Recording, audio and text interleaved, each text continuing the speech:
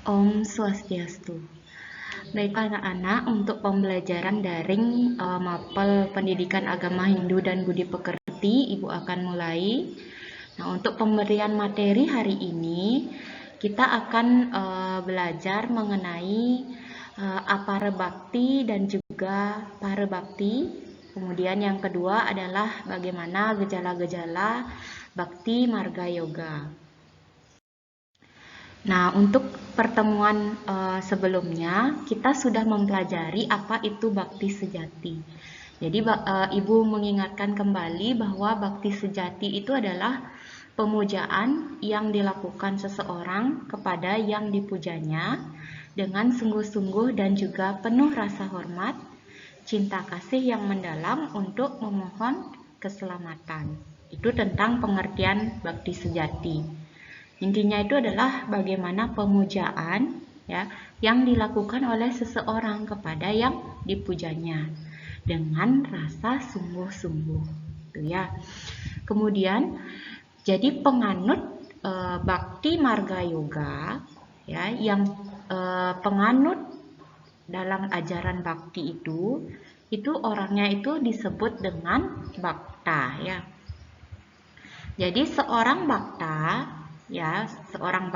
penganut jalan bakti ya akan selalu dia berusaha untuk melenyapkan kebencian kepada semua makhluk, baik itu dengan manusia, baik itu dengan hewan, dan juga dengan tumbuhan serta makhluk-makhluk ciptaan dari ide Sang Hyang Widiwasa. Nah, sebaliknya, ia selalu berusaha untuk memupuk dan mengembangkan sifat-sifat Dewi Sampat dalam hidupnya.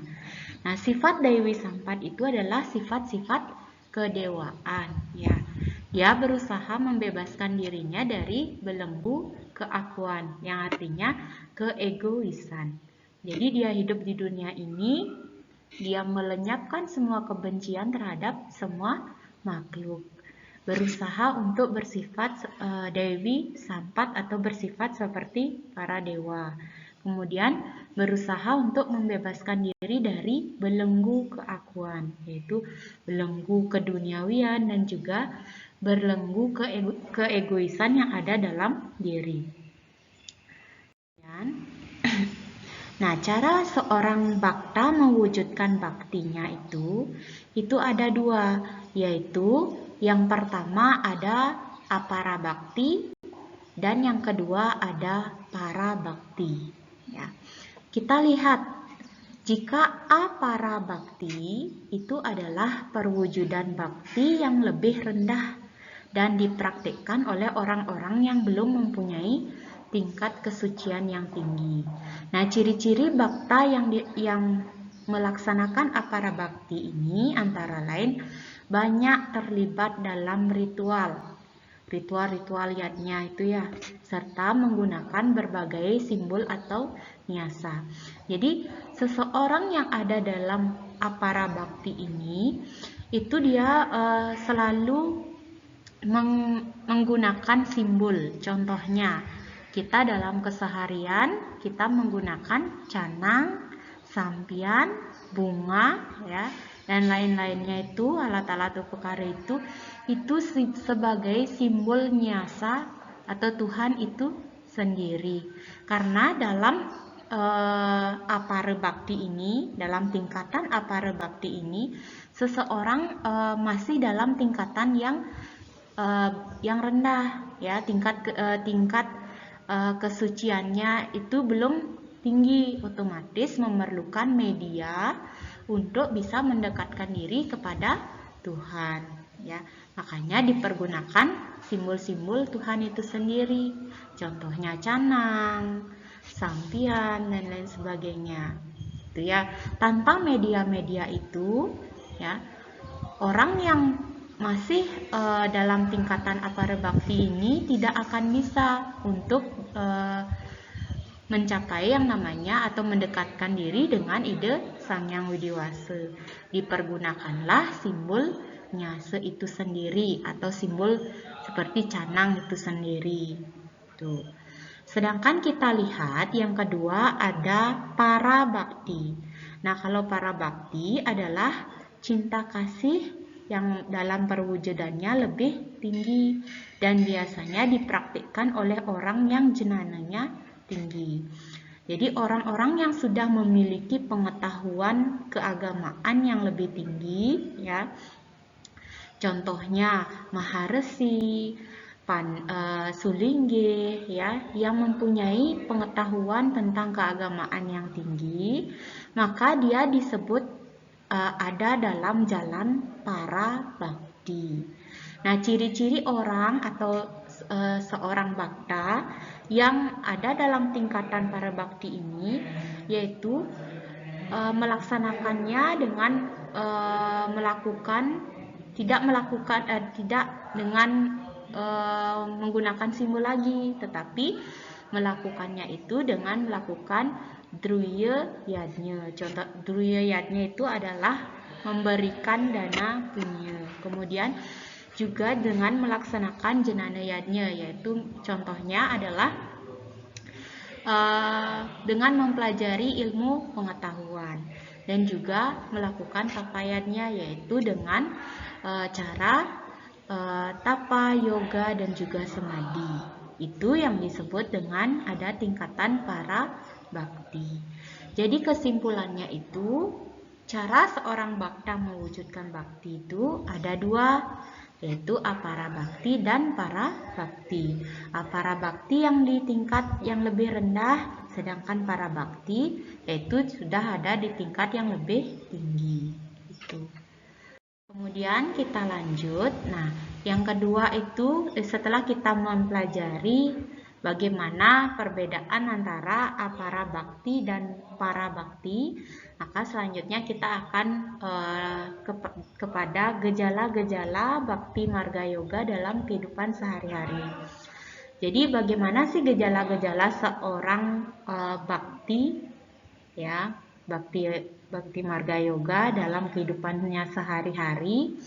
Nah, yang pertama gejala-gejalanya adalah yang pertama merindukan kerinduan untuk bertemu. Jadi dalam konteks kerinduan untuk bertemu artinya seorang rindu akan Tuhan itu sendiri. Misalnya sehari dia tidak sembahyang atau tidak ke Merajan untuk bersembahyang, itu merasa ada yang kurang. Berarti itu kerinduan untuk mendekatkan diri terhadap Ida Sang Yang Widi Wasa. Kemudian yang kedua yaitu keinginan untuk berkorban. Jadi dalam konteks keinginan untuk berkorban itu, jadi rasa bakti atau rasa cinta ini menimbulkan keikhlasan, ya, keikhlasan untuk berkorban, baik bentuk materi maupun bentuk tenaga. Dalam hal ini berkorban contohnya ketika kalian berkunjung ke tempat suci, ke pura, ya, di sana ada piodalan, kita mengaturkan dana punya. Jadi keinginan kita secara ikhlas untuk berkorban, baik itu dari segi materi, baik itu dari segi tenaga. Nah, kalau dari segi tenaga contohnya ngayah, ya, kalau ada piodalan itu yang disebut dengan keinginan untuk berkorban. Kemudian yang ketiga adalah keinginan untuk menggambarkan, ya. Jadi ketika kita belum mempunyai jenana yang tinggi, ya, kita masih dalam tingkatan apara bakti, ya, akan sangat sulit jika Ida Sang Yang Widi Wasa atau Tuhan itu sendiri tidak digambarkan. Maka dari itu adalah penggambaran Tuhan itu sendiri, baik itu dalam bentuk patung, dalam bentuk arca, dalam bentuk gambar dan lain sebagainya, atau dalam bentuk simbol-simbol upekara Banten, ya, itu yang membuat kita bisa menggambarkan bagaimana ilustrasi Tuhan itu sendiri. Maka dari itu, jadi rasa bakti itu, ya, mewujudkan keinginan kita untuk menggambarkan Tuhan itu sendiri. Kemudian yang keempat yaitu bakti melenyapkan rasa takut.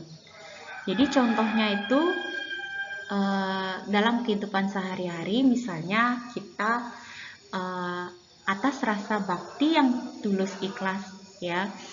Walaupun kita misalnya sembahyang malam hari ke pura sendiri itu tidak takut ya, karena rasa bakti kita itu melenyapkan rasa takut kita. Kita bakti secara tulus ikhlas itu bisa melenyapkan rasa takut kita. Itu contohnya ya, walaupun malam-malam ke pura ya sendiri itu berani ya, berarti itu pernyataan bahwa bakti melenyapkan rasa takut. Kemudian yang kelima adalah bakti melahirkan rasa seni. Dimana kalau kita di Bali khususnya, itu kan banyak ada patung-patung, arca, pertime ya. Terlebih kalau odalan ya, pasti kita juga memakaikan istilahnya wastra ya.